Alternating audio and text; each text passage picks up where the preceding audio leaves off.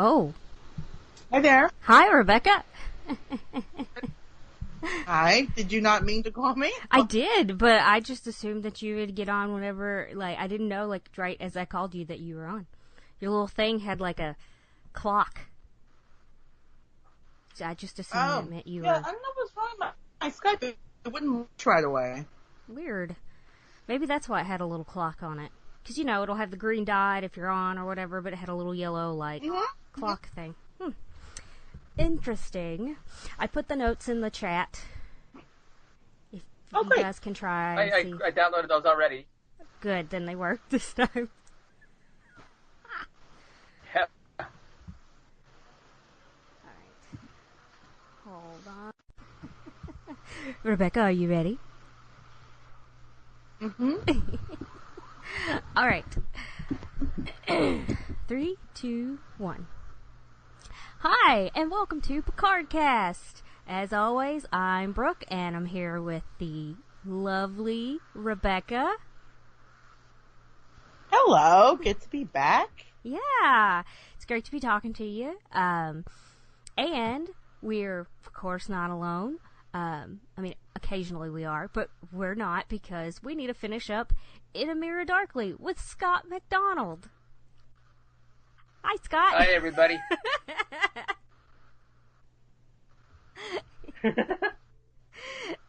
Anyway, so yeah, I guess everybody's doing okay in the pandemic and all that. Yeah. Yeah, I mean, just another week. Well, my daughter went off to college this week, so now I'm angst-ridden on a whole nother level because, you see things like UNC Chapel Hill has clusters of this. Well, my daughter's at Texas State University, and I'm like, well, how long are they going to last this year before they close everything down? But, that's just me, I guess. I'm not just me. I'm sure a million parents who are sending their kids to university are panicking about, if and when things are going to close. But yeah, this whole pandemic situation is not how I pictured my daughter going to school. Off topic completely. Sorry. No, that's fine. Is your son, is he going to have to actually go to class, or is he going to be doing from home stuff? We took the virtual school, option. Right? He's in 5th grade. Oh, fifth grade. He starts 5th grade this year. I he thought goes he was to middle in 6th school grade next for some year. reason. Anyway. He's pushing on to it, this year is his last elementary year, so he's kind of disappointed because at his elementary school they have this tradition to take all the 5th graders camping for a weekend, and that's definitely not happening this year. Aww. Yeah. Poor kid. So, yeah, well, I'd rather, let's get through this, and yes. I'm not much of a I'm more of a nerd than a camper, but yes. I'll pitch a tent and whatever I gotta do. I'm a very indoor person, but I feel sad for him because he still probably wants to go hang out with his friends. Oh, exactly. People like you and I, we have the whole nerd life thing going. He's upstairs playing Roblox right now and interacting with his friends, and I think he's kind of used to that right now. He's been into Fortnite and Roblox and Rainbow Six, believe it or not. I kind of feel bad about that one, but online gaming, is his kind of nerdy thing right now. And the cool thing is with Roblox, he's coding. Oh. I've tried to teach him coding myself, right? Because I'm a programmer. But he himself is learning to write JavaScript or whatever Roblox uses because I haven't analyzed it too much. And I'm he spends half the day playing the game and half the day coding little script stuff with the kid. He's literally a script kitty. So that cracks me up. Oh, well, that's a lot of fun. So, he's doing his own technobabble because I'm going back to and Star Trek since I didn't mean to do he'll understand it. He'll be able to reverse the polarity soon. All right, so we are going to talk about the second part of In a Mirror Darkly, or as I call it, the soap opera in space, because they are way over the top in this. And I still haven't watched any more Enterprise. Honestly, I would start at the beginning of season 3, It opens with this kind of 9/11 analogy thing, but it's like a whole season long. Like the season 4 is like old Doctor Who, where it's like 2 or 3 episodes for one story, and then of course it ends, which sucks because it was just getting good. But watch season 3 from beginning to end; you'll love it. I mean, it's so good. All right, I will put that on my list of things to watch. So this episode was directed by Marvin V. Rush. Oh no. The dog is back with her squeaky toy. Squeaky toy of doom. This one is a hippo. Scott, I don't know if you had heard anything that I was on where she had the pig. Yeah. I kind of like the pig better. Anyway. Oh, and now she has a chimichanga. And she sings. Oh my goodness. It's amazing. She just wants to play now, and it's like, I can't play. Oh, and Cindy is out of town, and oh, this is gonna be a real fun day. Alright. So, the story was by Manny Cotto, and the teleplay was done by Michael Sussman. So, the original air date was April 29th, 2005, and 2005 just seems like yesterday and like 400 years ago at the same time. Sure does.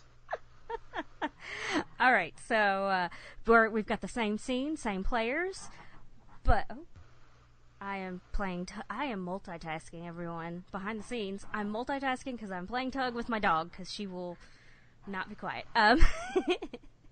So multi-podcasting.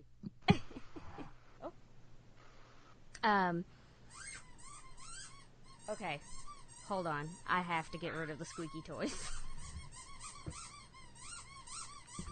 I love you, but you can't have these.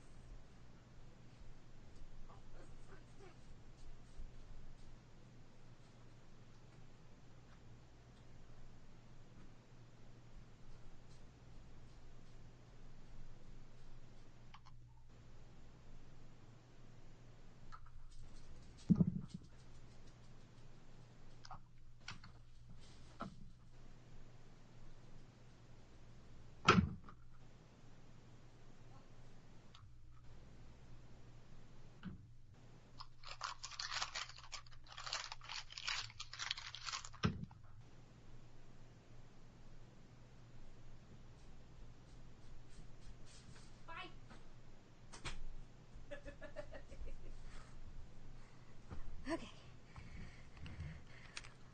I just left her out in the living room with all the other toys. I was like, see ya! Oh, I do love my dog, but I've been around her for 8 days straight with no relief.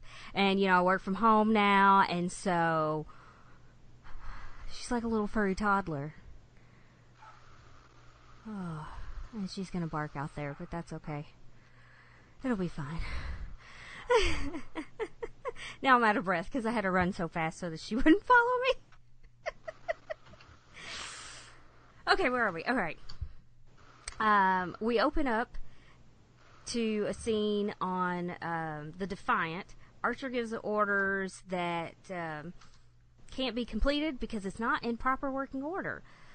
They're able to raise the shields, but that to try to weaken the hold from these clamps that it's clamped into, and he decides that they need to start moving the thrusters back and forth so that they could try to break free. They do, but the Thalan ships create a web over the opening of the dock, and they prevent the Defiant from going anywhere. So, then we go to the introduction with all the war and everything. The war-filled theme song. Yeah, no faith of the heart this time. Right? Just war. I mean, can I put this out there that, when I put this on, it had been a few years since I'd put on Enterprise, so I'm like, they changed it for season 4. Then I realized that they were just doing this for the mirror universe thing. But I was thinking to myself, I think people's opinions of this show would have been like about 100 times better if they had just done this. No other theme music. This is fine. Agreed. Yeah, I think when people, although some people like the theme song, but I think when people complain about Enterprise, one of the complaints is the theme song. Mm-hmm. And for me, that was always a big turnoff. Like, I just was like, ugh, what is this? Like, it just didn't seem to fit for me. But, no, there are a couple people out there who do like it, but I think the show would have done better without, words in the theme music, personally. Right. Well, none of the theme music before it in Star Trek really did like vocalizing, and it wasn't like poppy, right? And it was just like a simple theme that caught your attention and just really went with it, and it worked. I don't know. I mean, that's just me, I guess. I don't want to get too much into stuff like that.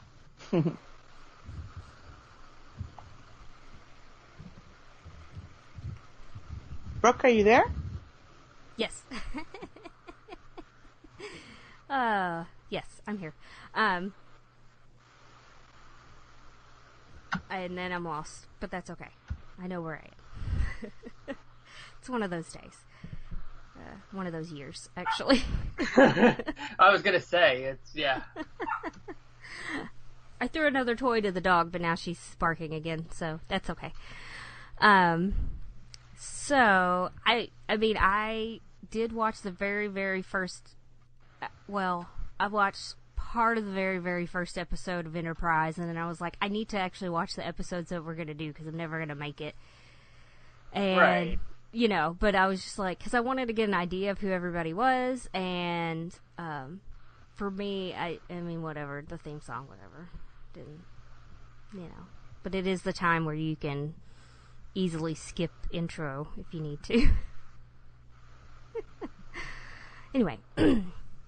Alright, so, and I I like that I use everybody's last names on this when not everybody goes by their last names.